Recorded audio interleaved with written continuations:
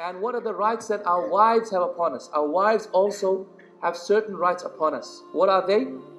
They are exemplified by a particular verse in the Quran where Allah subhanahu wa ta'ala says in Surah Nisa, He says, وَعَاشِرُهُنَّ بِالْمَعْرُوفِ. In verse number 19, Surah Nisa, Allah subhanahu wa ta'ala says, and be with them in goodness and kindness.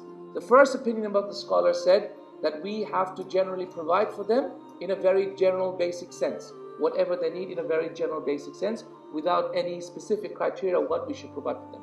This is the most simplest of opinions. Opinion number 2 says that we should provide for them only when they are satisfying our physical desires. Is that it is obligatory on the husband to provide for the wife as long as the wife is sexually gratifying the husband and providing for his needs. Okay? And when the wife is not doing so, meaning when the wife is being disobedient to the husband, then that is not an obligation upon the husband to provide for the wife. This is the second opinion.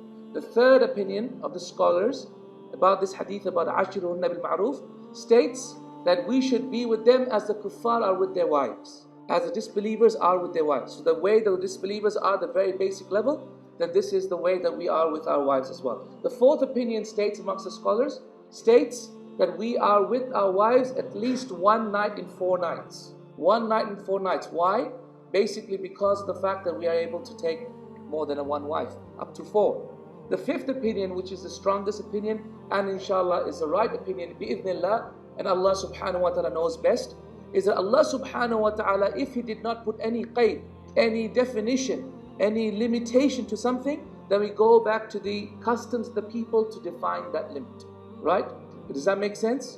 So therefore, al-'ada muhakkam, as we say in Arabic. The 'ada or the customs of the people will decide the limits in something where the Sharia has not defined limits. So therefore, the way we are meant to be with our wives is defined by how our customs say. So ask yourself this question: is it customary for wives to have a car? Yes or no? If the brothers are saying yes, that means it's an obligation upon you to buy your wife a car. So think very carefully when you say yes. Okay? The second right of the wife upon us is that we treat our wives with equity. And equity means that we're equitable to their needs, not equality, because that equality dictates really injustice. But equity dictates justice, because this equity is where you apply justice appropriately. Then her right upon us is that we respect her feelings. We show her kindness and we show her consideration. Her right upon us is that we don't show our wife any aversion to herself. Her right upon us is that we don't keep our wives with the intention of harming them, but we keep our wives, meaning that we are married to our wives with the intention of benefiting them and loving them. Her right upon us is that we allow her to demand freedom from our marriage if she cannot bear us anymore, or if she doesn't want to stay within our marriage anymore. And her right upon us is that we sexually gratify her. These are the most basic rights.